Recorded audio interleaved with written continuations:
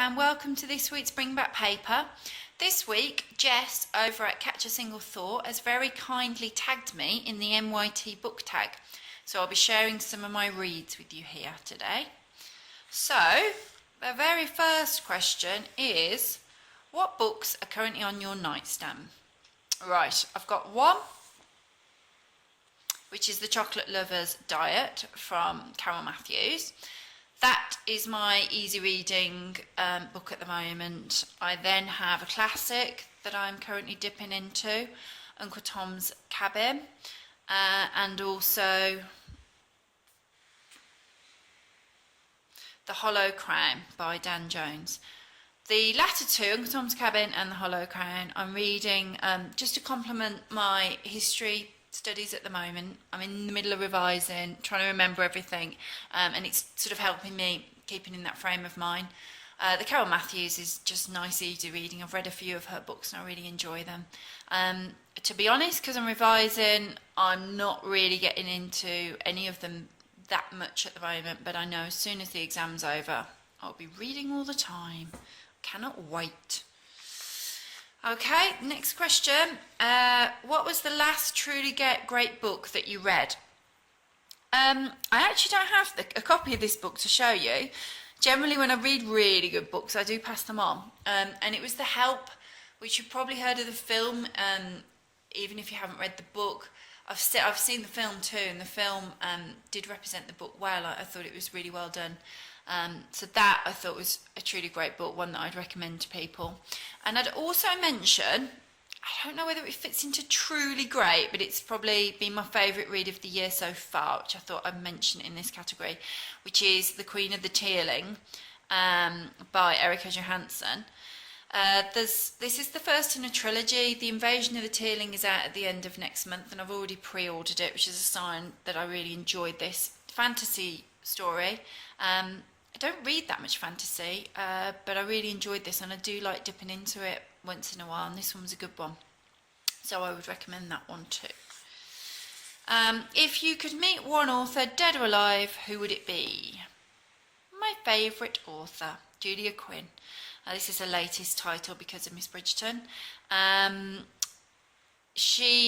think I would just like talking to her about her characters, her inspiration, and get a few scoops on what she's writing next as well, for me to eagerly look forward to. How do you organise your library? I don't keep all of the books that I read.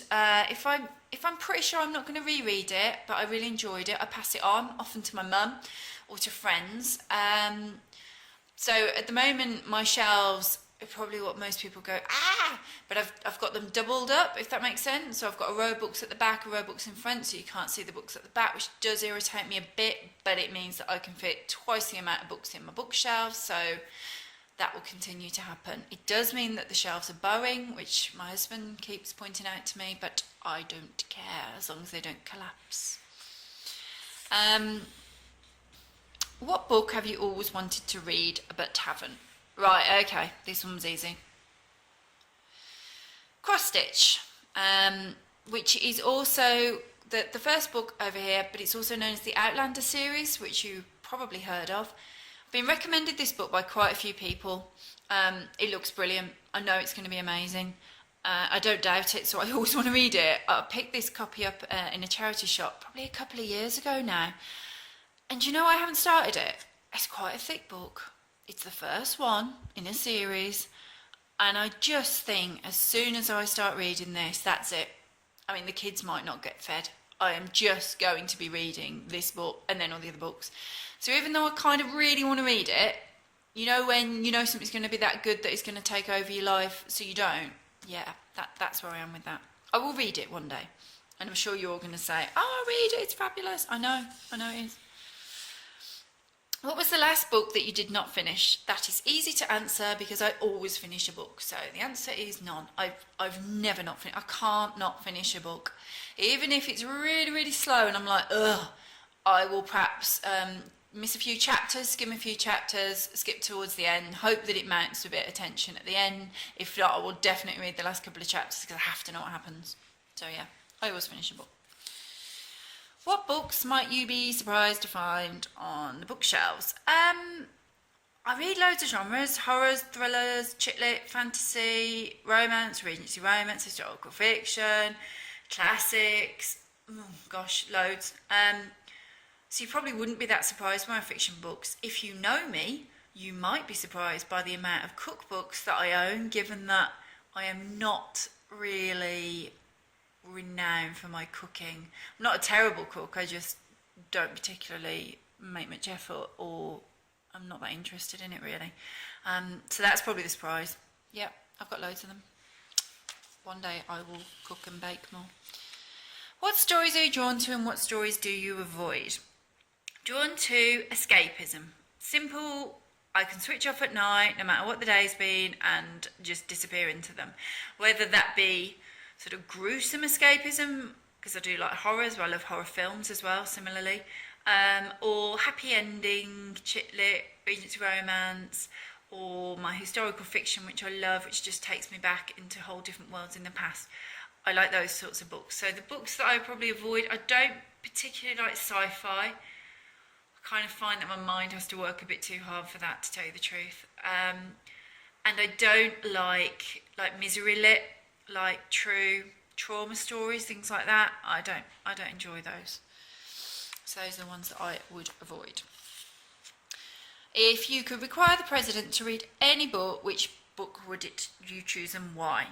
Well, in our case, it's the Prime Minister, and the type of book that I would choose for him would be something like this. Anything along these lines, anything that reminds him that children need to be children, that they need to learn through play, explore the world, and also that they do need their parents around and not working all hours, which seems to be what he wants. So something like that. Off my rant now, off my political soapbox. And finally, what book are you planning on reading next? Well, as I say, I'm studying, so I am just looking forward to reading loads of books. Firstly, I'm going to finish those that are on my nightstand. Then I love the look of this one, which is about the Civil War, rebels and traitors. I'm also going to do Nora Roberts, The Collector, which my mum passed on to me. Okay, that's not exciting, but it's pre-reading for my course next year, so all of those. I'm desperate to read Peter James. I love Peter James. I know I'll read that really, really quickly. And I was given this in my the last book swap that I ran. Oh, and look out for more. I've got another book swap coming up soon, so do look out for those. Off the point there, sorry. This one as well. Those are probably the ones that I will read next, I think. But I've got loads on my shelves that I haven't read yet, so whichever ones I get round to next. So that's me, that's my tag. As quickly as I could do it for you, run through them all the little books there. They're all there now, all over the place. So thanks again, Jess, for tagging me. And I will tag the Lilac Linnet, Mama Mummy Mum, and Daydreaming Through Books. So if you ladies would like to join in and share, that would be lovely, thank you. And please do remember to subscribe to my channel. Uploads every Wednesday, bring back paper. Thanks very much, bye.